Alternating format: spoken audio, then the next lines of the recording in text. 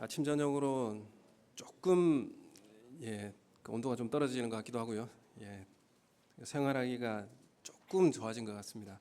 그래서 우리 생활도 더 나아지고 또 질병과 고통 가운데서도 우리가 자유함을 얻고 말씀 가운데 담대하게 나올 수 있는 그런 시기가 되어지기를 예수님의 이름으로 소원합니다.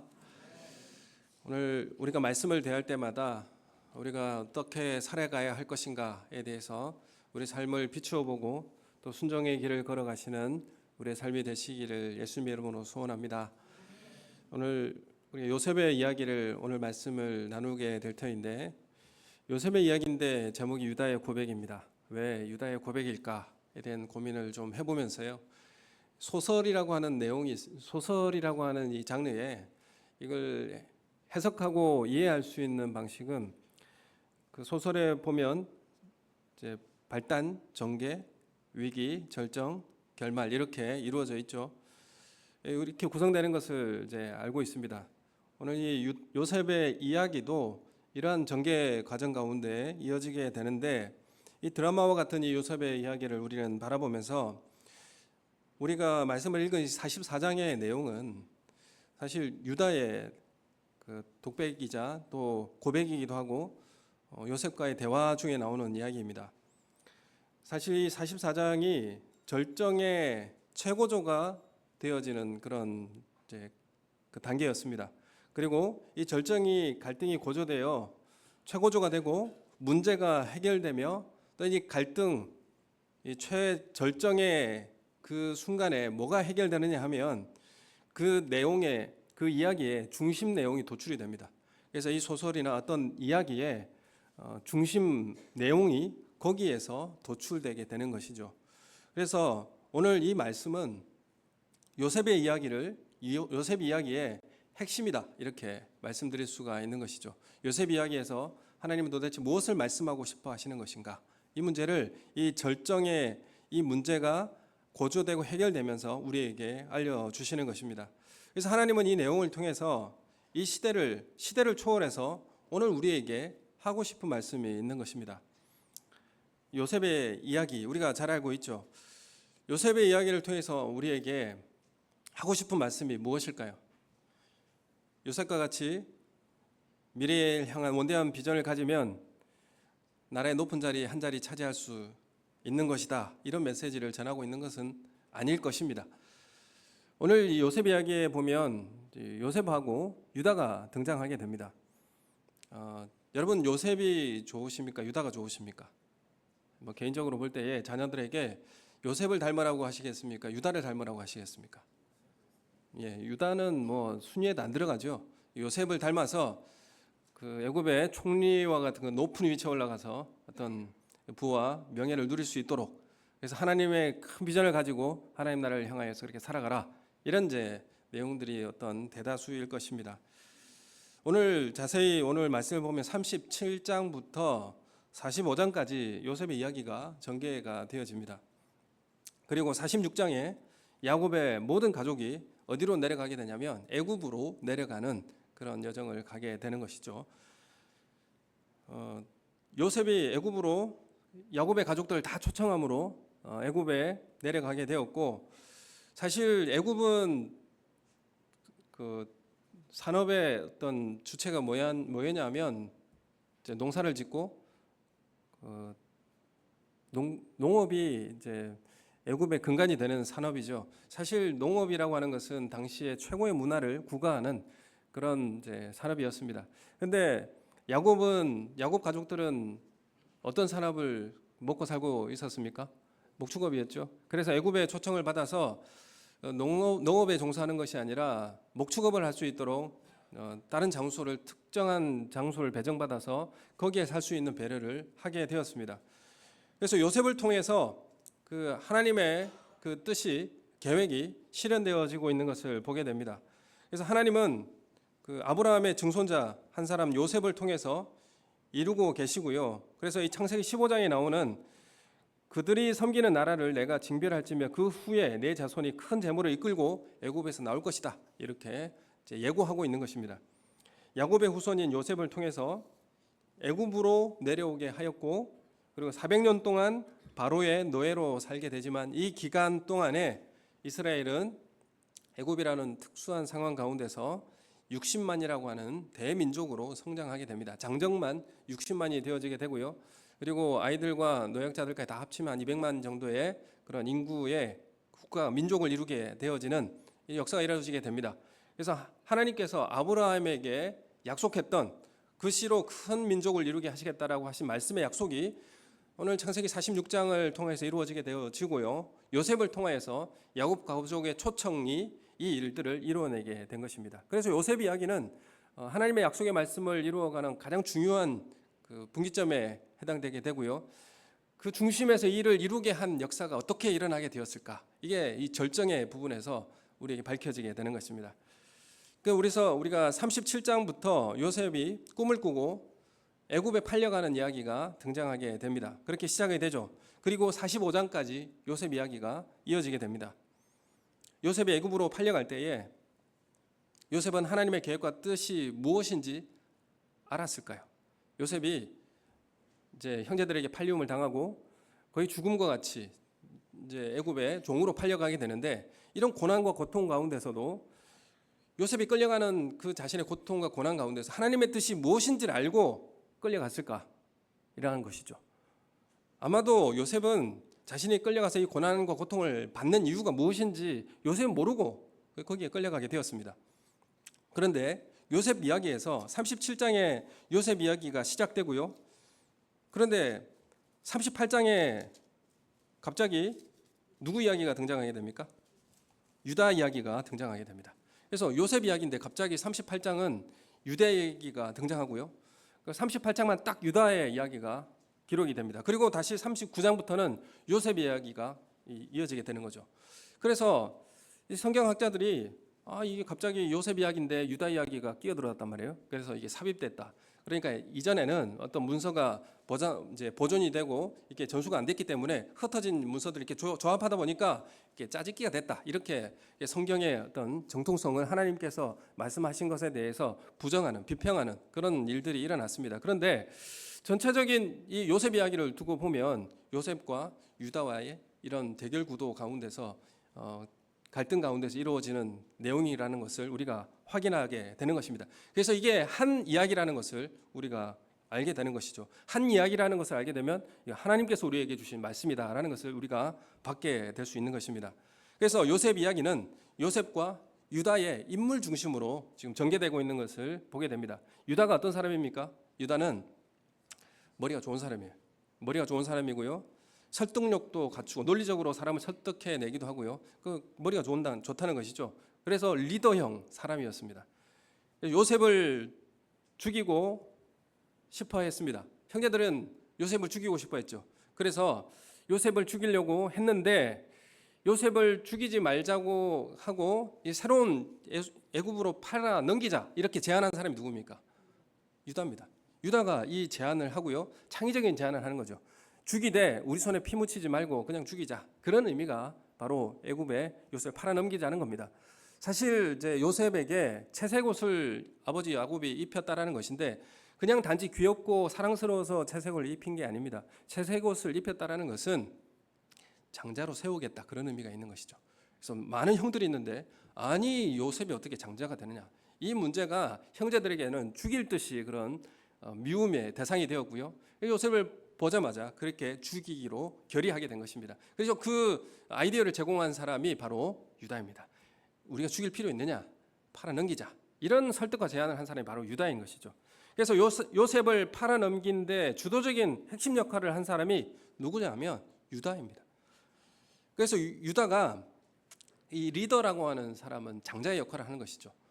이끄는 역할을 하는 것입니다. 그래서 지금 유다가 그런 리더의 역할을 지금 하고 있는 것이죠. 사실 그 형제들 중에 유다는 넷째입니다. 첫째가 누구죠? 르우벤이죠. 르우벤인데 아버지의 침상을 범함으로 밀려났습니다. 그리고 레위와 시므온이 둘째, 셋째인데 이건 세겜에서의 그 폭력 행위로 밀려나게 되죠. 그러면 그 다음 순서가 유다가 넷째인 것이죠. 이제 내가 이제 그 장자의 위치에 내가 점유할 수 있겠다 이런 생각을 사실 유다는 가지고 있었을 것입니다. 유대인이라고 하는 이 유대인이라고 하는 사람들은 머리가 뛰어나고 재능이 많은 사람들이죠. 그 유대인이라고 하는 이 어원이 어디서 왔냐면 유다라고 하는 이름 가운데서 나온 것입니다. 그만큼 유다가 유대인들을 대표하는, 그러니까 이스라엘을 대표하는 그런 사람으로, 리더로 그렇게 이제 여겨지게 되는 것이죠. 그런데 우리가 요셉 이야기를 진행되는 것을 보면서 애굽에 요셉이 종으로 팔리게 되고 갑자기 38장에 왜 유다 이야기가 나오느냐는 것입니다. 유다가 며느리 다말과의 관계를 통해서 아이를 낳게 되는 내용들이 나오게 되죠. 그래서 이게 있을 수 있는 성경에 나오는 이야기인가? 아니 며느리와 관계를 가지고 자녀를 낳아서 그 대를 이어가게 만드는 이 이야기가 왜 성경에 왜 나오게 되는가에 대한 문제죠.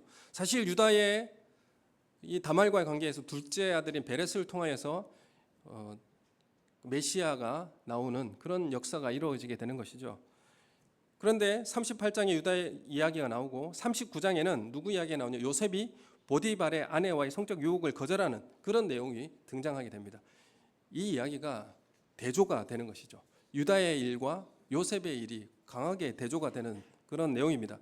38장을 보시면 38장 1절 말씀 우리 함께 찾아서 한번 읽어보겠습니다. 38장 1절 시작. 유다가 자기 형제들로부터 떠나 내려가서 아둘람 사람 히라와 가까이 하니라. 2절요. 유다가 거기서 가나안 사람 수아라 하는 자의 딸을 보고 그를 데리고 동침하니, 이렇게 말씀합니다. 38장의 1절 시작하면서 형제들로부터 떠났다, 자기 형제들로부터 떠나서 가나안 사람 수아라고 하는 그 사람의 딸을 보고 그를 데리고 동침하니 자녀를 낳았다, 이렇게 짧게 기록하고 있는데, 사실 지금 이 유다가 하는 이 일을 보면 가능한 일인가? 유다의 할아버지인 이삭은 가나안 여인과 결혼하게 하지 않기 위해서 야곱을 어디로 보냅니까? 하란으로 보내게 되고요. 그래서 유다는 아브람도 그렇고 이삭도 그렇고 가나안 여인과 혼인시키지 않게 하기 위해서 하란으로 보냅니다. 그런 일을 하게 되는데 유다는 정작 어떻게 하죠? 가나안 여자를 아내로 맞이하는 일을 하게 되는 것이죠. 아브라함으로부터 전해져 온 내용이 뭡니까? 가나안 사람들은 심판을 받아서 멸망당할 것을 말씀해 주셨어요. 그래서 유다가 집을 떠난다는 것은 아버지의 신앙생활을 거부하겠다는 의미입니다. 거부하고 나는 가나안 여인을 취해서 살겠다, 내 마음대로 살겠다, 그런 의미가 담겨져 있는 것입니다. 신앙생활을 따르지 않고 가나안 여인과 결혼을 합니다. 사실 그래서 형제들을 떠났다라고 하는 것은 아버지의 신앙, 이것을 따르지 않겠다라는 것이고요. 자기 마음대로 살겠다, 이런 의미가 담겨 있습니다. 그래서 유다는 나쁜 아들입니다. 야곱에게서 가장 나쁜 아들이죠. 그리고 유다는 수아의 아들을 보았습니다. 수아의 아들, 그러니까 아내가 누군지 이름은 나오지 않지만 수아라는 사람의, 가나안 사람의 딸을 보았고 취했고 동침했다, 그리고 임신했다, 낳았다, 이름을 이렇게 불렀다, 이렇게 동사로만 지금 진행되고 있습니다. 그 어떤 행위를 했는지에 대해서만 진행되고 있고 새 아들을 낳았습니다. 그래서 사실 이 내용을 보게 되면 유다가 아내에게 어떤 남편인가를 보여주고 있습니다. 5절 38장 5절에 보면 같이 읽겠습니다. 시작. 그가 또 다시 아들을 낳고 그의 이름을 셀라라 하니라. 그가 셀라를 낳을 때에 유다는 거기 거십에 있었더라. 이렇게 지금 유다는 아내가 진통과 고통 가운데 자녀를 낳고 있을 때에 유다는 아내의 곁에 없습니다. 어디에 있었을까? 이 궁금증을 가지게 되는데, 사실 그래서 이 아내는 남편 없을 때의 고통과 어려움 가운데 아이를 낳게 되고 그 이름을 짓게 됩니다. 그래서 지금 딸을 보았고 취했고 동침했고 임신했고 낳았고 이름을 불렀다, 여기에 보면 부부의 어떤 관계를 그리고 있지 않고 실제로 성적 관계에 대한 문제만 나타나는 것을 표현해 놓고 있는 것입니다. 그래서 유다는 아내에게 있어서도 나쁜 남편입니다. 아주 나쁜 남편인 것이죠. 유다의 큰아들 엘을 하나님께서 보시기에 악함으로 유다의 큰아들을 죽이십니다. 엘을 죽이죠. 죽게 되자 첫째 이 아들의 며느리가 다말이거든요. 다말을, 그러면 이 첫째 아들의 후손을 얻게 하기 위해서 어떻게 합니까? 둘째 아들에게 주어서 아이를 낳게 하는 것이죠. 장자를 후손이 이어져 가게 하는 게 계대 결혼입니다. 그래서 후손을 생산하게 해야 되는데 둘째 아들 오난이 일부러 혼인은 하지만 아들 낳지 못하게 만듭니다. 일부러 아이들을 갖지 못하게 하는 거죠. 그러자 하나님께서 보시기에 악함으로 둘째 아들도 하나님께서 죽이십니다. 왜 죽이셨을까? 사실 뭐 추적을 해보면 형의 대를 이어서 아이를 낳아주는 이 계대 결혼을 하게 되는데, 사실 형의 자손이 태어나게 되면 어떻게 됩니까? 유산이 나뉘어지게 되죠. 내가 가질 유산이 줄어들게 돼요. 그러자 이제 겉으로는 그냥 혼인하는 척하지만 아이를 낳아주지 않습니다.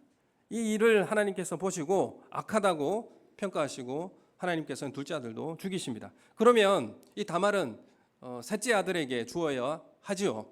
유다는 이제 셋째 아들에게 주어서 이 다말이 큰 아들의 후손을 낳게 해줘야 하는데, 그 아들이 계속 죽게 되니까 일부러 주지 않습니다. 그러면서 핑계를 대죠. 셀라가 아직 어리니까 다말을 아직 결혼하게 해줄 수 없고 친정으로 돌려보내게 됩니다. 그래서 이 며느리를 자신의 집에서 보살펴야 하지만 그렇게 하지 않는, 사실 시아버지는 그러니까 큰아들의 후손을 얻게 해주는 그 일을 책임을 다해 해줘야 되고 감당해줘야 되지만은 며느리를 보살피지도 않고 그냥 친정으로 돌려보낸 사실 나쁜 시아버지가 바로 유다입니다. 다말 때문에 아들이 죽은 것이 아니죠. 첫째 아들도 죽고 둘째 아들도 죽었는데 다말 때문에 그 아들들이 죽은 게 아닙니다. 그런데 유다는 이 다말 때문에 그 아들 잡는 그 며느리로 이렇게 책임을 전가하고 셋째 아들도 주지 않고 그냥 친정으로 돌려보내는 것이죠. 근데 사실 누구의 죄로 이 두 자녀가 죽었습니까? 하나님께서 이 두 자녀를 죽였다 이렇게 말씀하고 있는 것이죠. 그런데 이 유다는 며느리에게 모든 죄를 뒤집어 씌워서 너 때문에 내 아들이 죽었다라는 그런 핑계를 하고 그냥 친정으로 돌려보내버린 것입니다. 책임을 떠넘기는 것이죠. 그래서 다말을 보낸 것은 유다는 다말 때문에 아들들이 죽었다라고 그렇게 책임을 전가하고 책임을 떠넘기게 되는 것입니다. 그래서 38장 12절 말씀에 보면 친정에 이제 가 있는 이 다말이 이 소식을 듣게 됩니다. 12절 말씀을 함께 읽겠습니다. 시작. 얼마 후에 유다의 아내 수아의 딸이 죽은지라. 유다가 위로를 받은 후에 그의 친구 아둘람 사람 하이라와 함께 딥나로 올라가서 자기 양털 깎는 자에게 이르렀더니, 이렇게 말씀하죠. 여기 보면 다말이 유다 이제 시아버지가 양털 깎으러 친구 히라와 함께 딥나로 간다는 소식을 전해 듣게 됩니다. 그리고 나서 다말은 어떻게 행동하죠? 창녀로 변장합니다. 과부의 옷을 벗고 창녀의 옷을 입습니다. 그리고 변장하고 유다가 갈 것 같은 그곳에 자리를 잡고 기다리게 되는 것이죠. 그러자 유다가 와서 이 창녀에게 접근해서 동침하자는 흥정을 하게 됩니다. 그래서 흥정을 하고 얼마의 대가를 줄 것인가? 염소 새끼 한 마리 주겠다. 그러면 줄 것에 대한 대가를 뭘로 내가 받을 수 있겠느냐라고 다말이 이제 묻게 되는 거죠. 그러자 대가로 뭘 주게 됩니까? 도장과 그 끈과 지팡이를 받게 됩니다.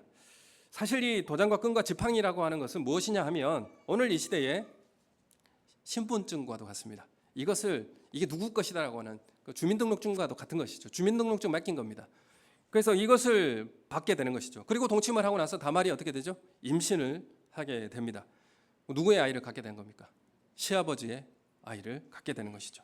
어떻게 이런 일이 있을 수 있는가? 사실 이 유다의 모습을 보면 추수의 날이 이제 양털을 깎는 날에 그건 사실 잔치날이고 추수의 날입니다. 그 날에 가나안 풍습을 따라서 창녀와 함께 잠자리를 같이 함으로 어떤 것을 추구하는 것이냐 하면 풍요와 다산을 위한 그런 우상적 그 제의를 하는 것입니다. 그래서 문란한 일에 사실 유다는 쉽게 참여하고 있는 것을 보게 되는 것이고요. 사실 가나안 문화에 깊이 관여되고 있는 유다의 모습을 보게 되고요. 그래서 왜 다말이 창녀의 옷을 입고 그 자리에 미리 가 있었겠습니까? 유다가 어디로 가는지 다말은 잘 알고 있었던 거예요. 자주 갔었고 어디로 가서 뭘 하는지 다말은 잘 알고 있는 겁니다. 그것을 지금 다말은 유다를 고발하고 있는 것이죠. 다말이 가정에서도 나쁜 아버지였고 나쁜 남편이고 그리고 나쁜 시아버지라는 것을 다말이 지금 이 말씀을 통해 38장을 통해서 고발하고 있는 것입니다. 3달이 지난 다음에 다말이 임신했다는 소식을 시아버지 유다가 듣습니다. 그래서 이 소식을 들은 유다는 분노와 배신감에 불같이 화를 내고 이 행음한 여인을 끌어내어서 불살을 하고 그렇게 호통을 칩니다. 불살을 하고 끌어내어서 호통을 치는 이 사실 이런 사람에 대해서는 율법적으로는 돌에 쳐서 죽이게 되어 있습니다. 그런데 불에 태워 죽이라고 하는 것은 가장 최고의 악질인 그런 명예를 훼손시키는 그런 일들을 범한 죄에 대해서 형벌하는 것인데 과도하게 지금 분노와 호통을 치고 있는 것이죠. 그리고 끌려가면서 다말은 뭘 꺼내느냐 하면 도장과 끈과 지팡이를 꺼내고 이 아이의 주인은 이 사람입니다 라고 말을 합니다. 이 주인으로 인해 임신했다라고 알리게 됩니다. 그걸 보고 유다 자신인 것을 깨닫게 되죠. 그러면서 뭐라고 이야기합니까? 그는 나보다 옳도다 이런 고백을 하게 됩니다. 유다가 네가 나보다 옳구나 이런 이야기를 하는데 왜 이런 이야기를 하느냐면 다말이 단순히 음행함으로 저지른 일이 아니라 다말은 셋째 아들과 시아버지가 결혼 약속을 왜 이행하지 않는가라고 하는 유다의 책임을 지금 묻고 있는 것이고 사실 유다는 큰아들의 죽음을 방관하고 무책임하게 대했지만은 다말은 사실 남편의 대를 이어야 한다라는 사명에 대해서 최선을 다한 것입니다. 남편의 죽음과 그 남편의 후손을 위해서 지금 다말은 최선을 다해서 헌신하고 사명을 감당하고 있는 것입니다. 다말에게는 이렇게 하는 것이 죽은 남편을 위해서 할 수 있는 최고의 선이자 자신의 의였습니다. 아내로서의 할 수 있는 최고의 선이자 최고의 의로운 모습이었다라는 것을 말하고 있는 것입니다. 그래서 유다는 다말에게 네가 나보다 더 의롭구나. 지금 책임을 네가 더 감당하고 책임 있게 하고 있구나. 이렇게 지금 고백할 수밖에 없었던 것입니다. 이 38장이 왜 끼어들어와 있는가? 유다는 가장 나쁜 아들이고 아버지에게 가장 나쁜 아들이고 또한 아내에게는 가장 나쁜 남편이었고 그리고 유다는 이기적이고 자신의 이익 때문에 무책임하고 방임하는 그런 나쁜 시아버지였습니다. 그리고 가나안 문화에 빠져들어서 아버지의 신앙의 그런 조언과 신앙을 벗어버리고 세상으로 달려갔던 유다는 가장 나쁜 사람이었다라는 것을 고발하고 있는 것이죠. 그리고 정확히 39장이 이어져서 어떤 요셉의 내용이 나옵니까? 39장에는 이런 유다와 요셉을 강하게 대조시키고 있습니다. 요셉이 보디발의 집에 가정총무로 성실하고 열심히 책임을 다하여 일합니다. 그 자리에 처했을 때도 노예로 팔려갔을 때 그 자리에서도 열심히 성실하게 책임을 다해서 일하고 있는 모습을 보게 되고요. 보디발의 아내가 이 요셉을 보며 눈짓하며 동침하기를 그렇게 청합니다. 근데 한 번이 아니라 계속적으로 반복적인 설득과 유혹에도 요셉이 뭐라고 이야기합니까? 내가 어찌 이 큰 악을 행하여 하나님께 죄를 지으리까? 이렇게 고백하죠. 그러면서 거부합니다. 그래서 요셉에게 날마다 이 문제로 청하였지만 함께 있지도 아니하였다라고 그렇게 기록을 합니다. 그리고 결국 옷을 붙잡아 끌어들였지만 뿌리치고 옷을 버려두고 그 밖으로 도망치게 된 것입니다. 요셉이 이런 일을 통하여서 어떤 일을 더 겪게 됩니까? 죄를 뒤집어 씌워주고 그래서 감옥에 들어간 더 큰 고통을 당하게 되어지는 그런 일을 겪게 되는 것이죠. 정확하게 이 성적 문제와 이런 삶의 태도에 대한 문제를 유다와 요셉과 정확하게 지금 대조시키고 있는 것을 우리가 보게 되는 것이죠. 그래서 유다는 어떤 사람입니까? 유다는 죄인 중에 괴수입니다. 유다는 사람 같지 않은 사람이에요. 사실 세월이 지나고 이제 요셉이 애굽의 총리가 되죠. 그리고 형제들은 곡식을 얻으러 애굽에 내려가게 되고 요셉과 형제들과의 조우가 이루어지게 됩니다. 형제들은 모르지만 요셉은 알아보게 되죠. 그러면서 자신을 밝히지 않고 아버지의 안부를 묻고 자신의 동생이 살아있는지를 묻게 됩니다. 그러면서 너희들이 여기에 온 것은 정탐꾼이구나 이렇게 이제 요셉이 떠보면서 그리고 베냐민이 정말 살아있다고 한다면 너희 말한 것 같이 동생이 있다고 한다면 내가 정탐꾼이 아닌 것을 내가 증명해 줄게 라고 하면서 곡식도 주고 돌려보내는데 담보로 누구를 잡아두느냐 하면 시므온을 잡아두게 됩니다. 가두게 됩니다. 그래서 집으로 돌아가게 되고 이 사실을 아버지 야곱에게 알리게 되고요. 곡식을 다 먹고 난 다음에 다시 또 양식이 떨어져서 사러 가게 됩니다. 사러 가게 되면 이제 어떤 걸 해명해야 됩니까? 둘째가 있다라는 것을 증명을 해야 됩니다. 요셉의 동생이 살아있다는 것을 증명을 해야 돼요. 그래서 베냐민을 데리고 가야 되는데 베냐민을 데리고 가려고 하면 누가 제일 막아서겠습니까? 아버지 야곱이 막아서는 것이죠. 아버지에겐 두 아들밖에 없는 거예요. 요셉과 베냐민밖에 없는데 요셉이 죽었는데 이제 베냐민마저 죽일 수 없다. 이 베냐민 절대로 데려갈 수 없다. 이렇게 지금 아버지가 막아서는 것입니다. 그래서 이 베냐민을 데려가야 하는 상황에서 아버지 야곱은 하나 남은 라헬의 아들을 잃고 싶지가 않은 것입니다. 그런데 누가 끈질기게 설득합니까? 여기에서도 유다가 설득합니다. 유다가 끝까지 아버지를 설득하죠. 설득하여 베냐민을 데리고 어디로 가게 됩니까? 애굽으로 가게 되는데 어떻게 유다가 설득하는지 보면 49장 9절에 이렇게 말씀합니다. 43장 9절 말씀을 우리 함께 같이 읽겠습니다. 43장 9절 시작. 내가 그를 위하여 담보가 되오리니 아버지께서 내 손에서 그를 찾으소서. 내가 만일 그를 아버지께 데려다가 아버지 앞에 두지 아니하면 내가 영영원히 죄를 지리다. 아멘. 유다가 지금 어떻게 말을 하고 있습니까? 내가 책임을 다하고 희생하겠고 제가 담보가 되어지게 하겠다. 이렇게 지금 아버지에게 설득하고 있습니다. 이전과는 아주 책임을 방기하고 책임을 전가하는 이 유다의 모습과는 완전히 다른 모습을 보게 됩니다. 그리고 이 시련 가운데서 유다는 내가 책임을 지고 내가 담보가 되어서 베냐민을 꼭 데리고 오겠다라고 아버지에게 약속을 합니다. 그래서 양식을 얻어 돌아올 때 요셉이 이제 베냐민을 데리고 애굽에 내려가게 되고 이제 요셉은 가족들을 또 초청해서 잔치를 벌이고 그리고 양식을 이제 나누어 주고 돌아올 때에 요셉이 이제 누구에게 그 은잔을 숨겨서 보내라고 이야기합니까? 베냐민에게 베냐민의 배낭에 몰래 은잔을 감추어 두고 떠나 보내게 됩니다. 그래서 보내고 난 다음에 요셉이 청지기를 보내서 붙잡게 되죠. 뭐라고 호통칩니까? 어떻게 내가 은혜를 베풀었는데 베냐민이 이렇게 내 금은 이 은잔을 훔쳐갈 수가 있느냐? 베냐민은 절대 데려갈 수 없다. 베냐민은 여기에 남고 너희들은 다 돌아가라. 이렇게 판결을 하게 됩니다. 그래서 요셉이 베냐민만 종이 되어 애굽에 남기고 다 돌려보내려고 합니다. 베냐민이 돌아가지 못하면 어떻게 됩니까? 아버지는 이제 죽을지도 모르는 상황에 처해지게 되죠. 44장 18절부터 그래서 이 유다의 설득이 요셉에게 설득하는 내용이 쭉 이어지게 되는 것이죠.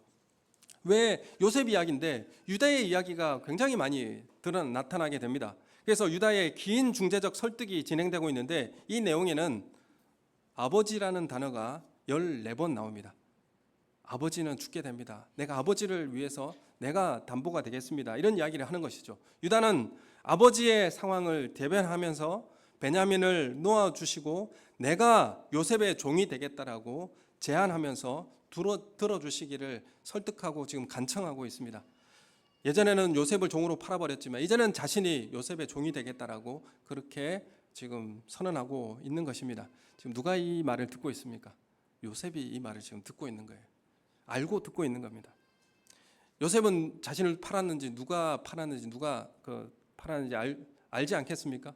요셉은 유다가 지금 자신을 팔았는지 잘 알고 있습니다. 유다는 아버지가 예전에 그저 요셉과 베냐민밖에 몰랐던 것이 사실 유다의 삶에서는 불만과 서러움으로 남아 있었을 것입니다. 그래서 아버지에 대한 왜 아버지는 우리 형제들에게 이렇게 구분하고 편애하고 그렇기 때문에 우리의 삶이 이렇게 되었다라고 그렇게 비난하고 자신의 삶을 그렇게 방임하고 그렇게 살아왔던 자신을 바라볼 수 있었을 것입니다.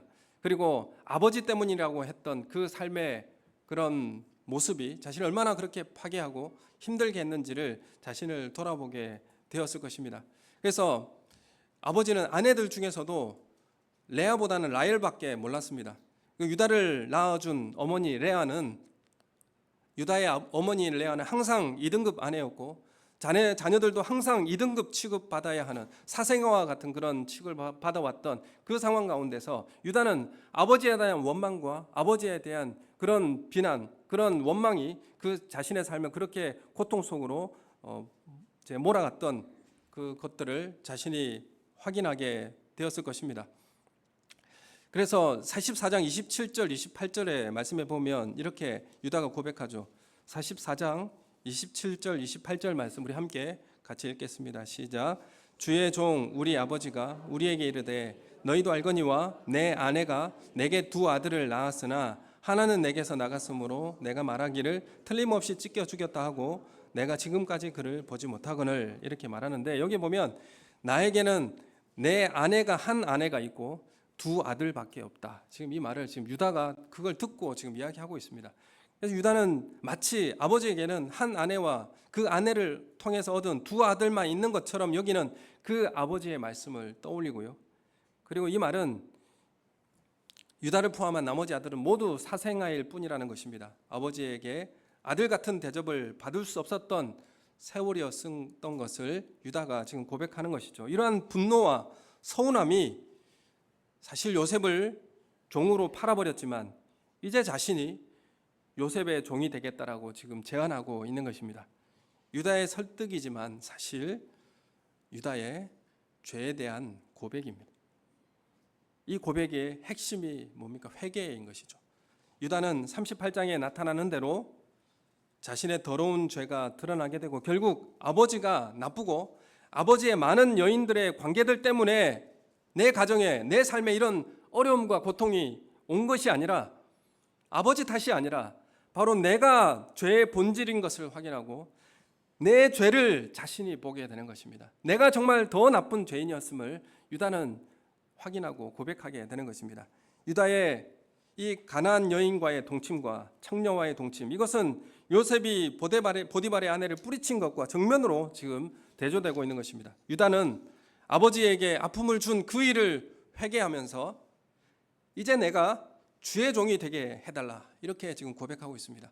아버지에게 아픔을 주고 아버지를 그렇게 고통스럽게 했던 자신의 삶을 회개하면서 이제 내가 그 종이 되게 해달라, 아버지를 위해서 내가 그 종이 되게 해달라, 지금 그렇게 고백하고 있는 것입니다. 그럼 이게 바로 회개의 모습입니다. 그 아픔을 내가 다 감당하고 내가 책임을 지겠습니다. 내가 담보가 되어 대신 종이 될 테니 아버지가 고통받아 죽게 되는 것을 원하지 않습니다. 이 고백을 지금 요셉에게 하고 있는 것이죠. 아버지가 14번 등장하게 되고 또 내가, 내 아버지, 내가라는 1인칭으로 이렇게 내 죄임을 고백하고 지금 유다는 요셉에게 설득하고 말하고 있는 것입니다. 철저히 이 모든 문제는 다 내 책임인 것을 고백하고 있습니다. 내가 다 떠안겠습니다. 나를 종으로 삼아주시고 베냐민은 돌려주십시오. 그래야 아버지가 살 수 있습니다. 이렇게 말하는 것이죠. 아버지에게도 내 목숨을 담보로 베냐민을 데려왔고 지금 그 문제가 내가 대신 희생을 하겠다라는 고백을 지금 하고 있습니다. 여러분, 이게 회개하는 사람의 삶의 모습이요, 태도입니다. 여러분, 교회를 바라볼 때도요, 하나님 아버지의 그 사랑을 받은 사람은, 죄 용서를 받은 사람은, 회개한 사람의 모습은 내가 이 문제의 대가를 대신 내가 희생을 치르고 내가 감당하겠습니다. 내가 다 책임을 지고 다 감당하겠습니다. 이 고백이 나타나는 것입니다. 유다는 자신의 죄를 1인칭으로 고백하고 있고 철저히 이전의 모든 행위에 대한 대가를 받기를 원하고 있는 것입니다. 유다가 대신 노예가 되므로 아버지를 살리려는 이 중보의 역할을 지금 하고 있는데, 성경에서 다른 사람의 몫을 대신하겠다라고 나선 일이 유다가 지금 처음 등장하고 있고, 그리고 모세가 등장하고, 그리고 바울이 등장합니다. 여러분, 이 사람들의 특징이 뭡니까? 이 사람들이 진정한 리더가 되는 것입니다. 여러분, 이 사람들이 정말 맏아들이 되는 것이고요, 영적 장자가 되는 것입니다. 여러분, 교회의 장자로서의 직분을 받고 그런 직분을 가지고 감당하고 있습니까? 여러분, 다른 사람의 몫을 내가 대신하겠다라고 이렇게 회개하며 나오는 사람, 책임을 내가 다 통감하고 내가 죄인이므로 이 역할을 내가 대신 다 감당하겠다라고 고백하는 것이 정말 리더의 모습이라는 것이죠. 여러분, 우리 교회에 리더의 이러한 모습들이 나타나길 원합니다. 이것이 진정 회개한 사람의 모습이요, 우리 교회를 또한 우리 하나님 나라를 위해서 책임을 내가 다 감당하고 내가 희생하겠다, 그런 삶으로 살아가는 것입니다.